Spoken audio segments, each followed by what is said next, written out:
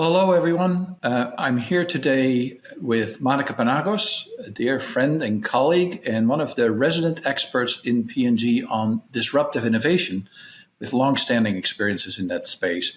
And that's the topic of our conversation today, how to manage disruptive innovation in a large company. And Monica, the first question would be, can you first explain what disruptive innovation is, actually? Well, Stan, thank you for having me. It's a pleasure to be talking with you. Certainly, I'm a practitioner and learner in the space of disruptive innovation. So if you ask me what disruptive innovation is, it's all about really shaking up an industry and bringing groundbreaking ideas to it and businesses and challenge the existing norms of the category and making a significant shift that consumer behavior will change on that.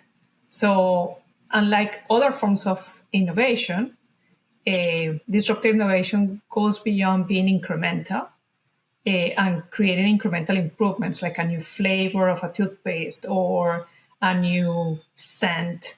And it really aims to create entirely new markets and new market segments for the company. Think about brands like Netflix or that disrupted the entire DVD industry by introducing stream services. That's great.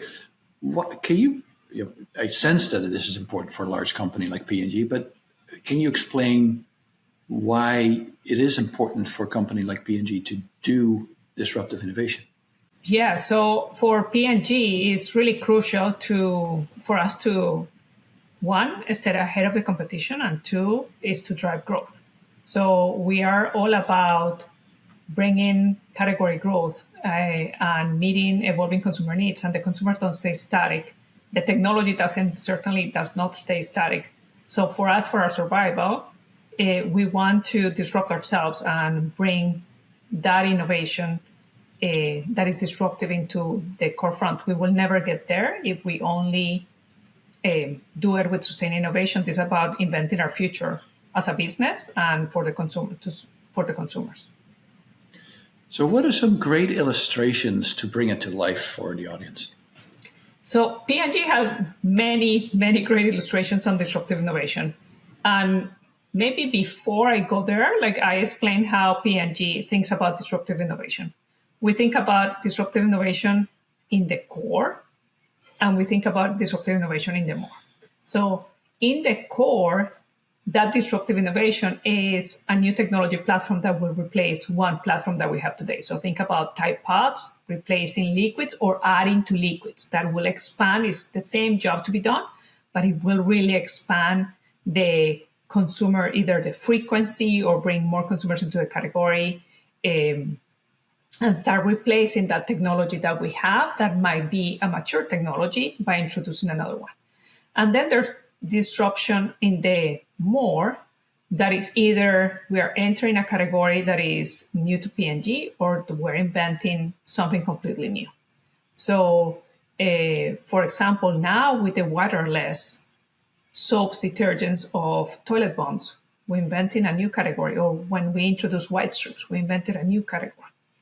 And with other technologies, we are just adding more to the category. Like when we did Dawn Power Wash, it was a new job to be done in the category. So we call that also disrupting the more, because we are adding a new job to be done that is like on the go washing dishes. That's a great example.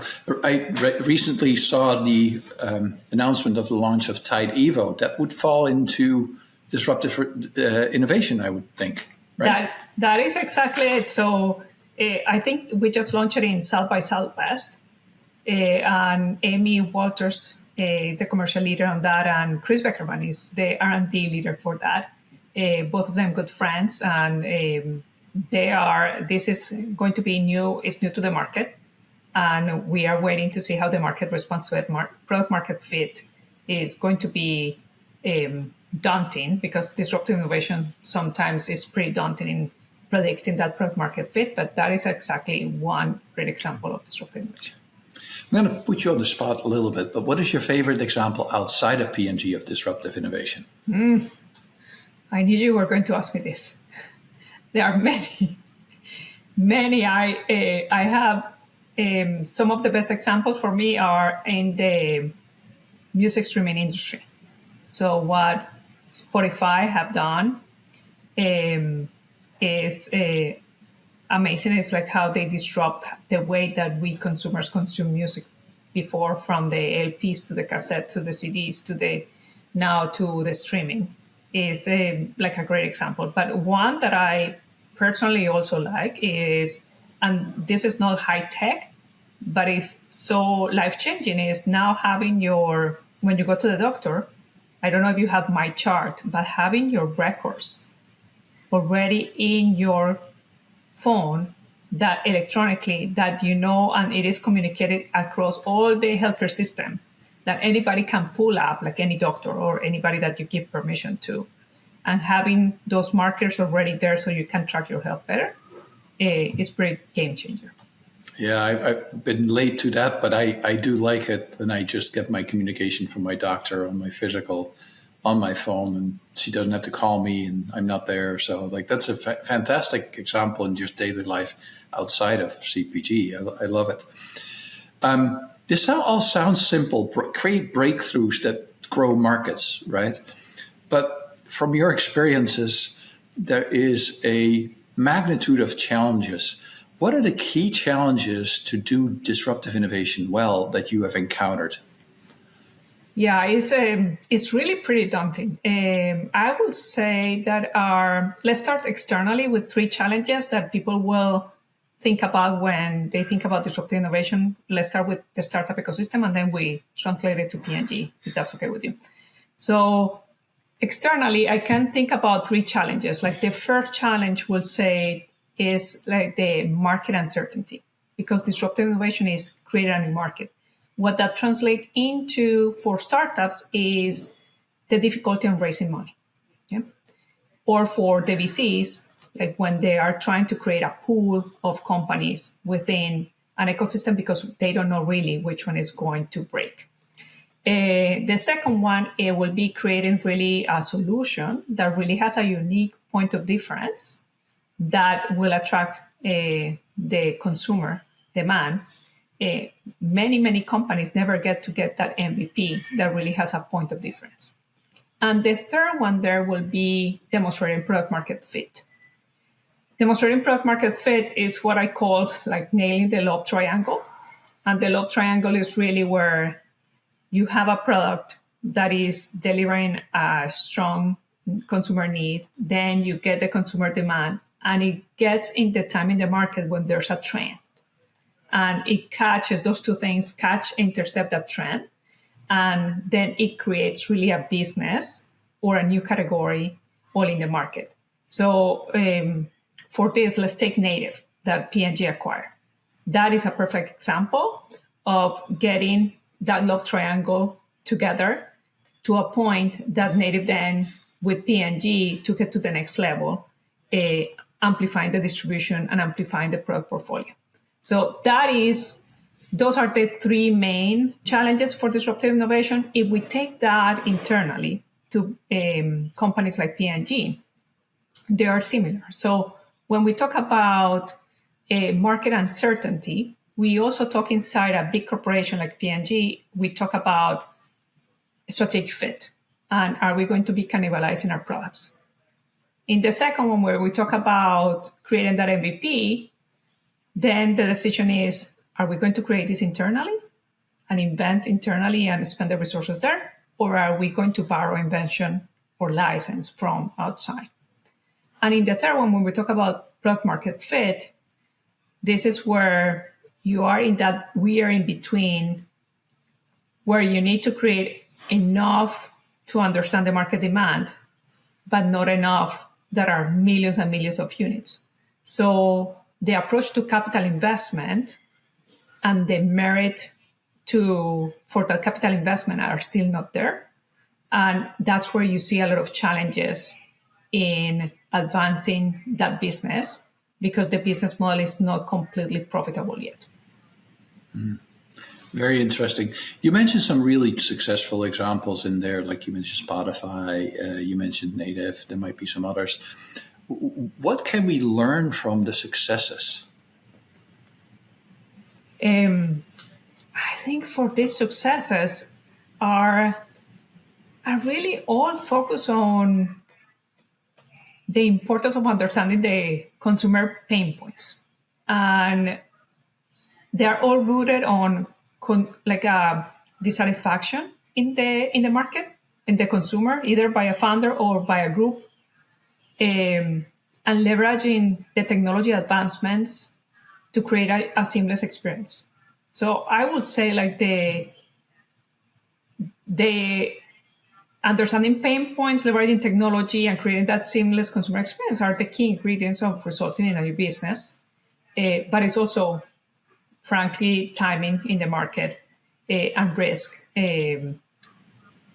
that will play a role into it. Thank you for that explanation. It's like I think there's many aspiring innovators amongst the audience that or seasoned innovators, right? What advice do you have for people that want to start a career or building a career in innovation in a large company like P&G, who would like to practice disruptive innovation from a personal perspective? Aside from staying in the know with Signal? Start with signing up for Signal and Signal 360, correct? Absolutely. So I would say, like, for people that are new to innovation inside P&G, and if this is really a new role for them, I would say, like, get the foundational knowledge in place. And it's not that difficult to get the foundational knowledge. It's like there's formal training, as we have partnered with Harvard Business School. They have a phenomenal course, and really understand this idea of innovation strategy in P&G. There's a great course of innovation strategy. So getting those foundations, so you talk the same language with your partners in R&D, or your partners on IT, your partners on FEI, is going to be key. Many people say like that, of course, like innovators embrace curiosity all the time. But I would say that curiosity for me is going deeper on really trying to master jobs to be done, and understanding the consumer trends. And that's where I'm going back to Signal. I'm not kidding. I'm like, how can we really stay updated in the latest trends and technologies, and pilot things small that will help you test and stretch the boundaries, and also can give you a diverse perspective of what's going on in the marketplace. So I'm very passionate about it, and I will say, like, it will require resilience and dedication, but there are ways. Like, what I'm very happy about it, there are many ways in the company are doing it. Signal is one of them. Formal training is another one, but also you in your job can also experiment with it.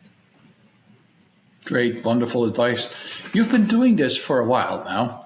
What do you love about your experiences and your jobs that you had in innovation? What gets you excited every day you get to work? So innovation is one of my happy places. It's not the only one, but it's definitely one of my happy places. I would say that I myself consider disruptive innovation. One, because I have been training on the capabilities. Like, I worry about how we in P&G, because innovators are not born; they are like created. But so how we learn to be disruptive innovation, and how we learn and master it has been kind of in the last 6 years what I have been doing with GrowthWorks, and this going from launching something every 5 years to learning fast and MVP, and trying to bring lean inside the company. So I love this job really is because you are tackling complex problems, constantly learning, and contributing to make a positive change for the consumers. So that really drives me, and shaping the future is something that I'm very passionate about. Well, thank you, Monica, for this insightful conversation, and I hope it actually drove some passion, increased some passion in people who watched it. So, hopefully, there will be many more disruptive innovation experts around in the future for us. And thank you for everything you have done and you are doing. And I look forward to continuing the journey. Thank you, Stan, and I look forward to the next Signa in July. Remind me the date. It's July 17th. Look forward to having you there. I'm looking forward to that. It's one of the most inspirational events that we have in P&G, inside P&G and outside P&G. So looking forward to attending. Well, thank you very much, Monica.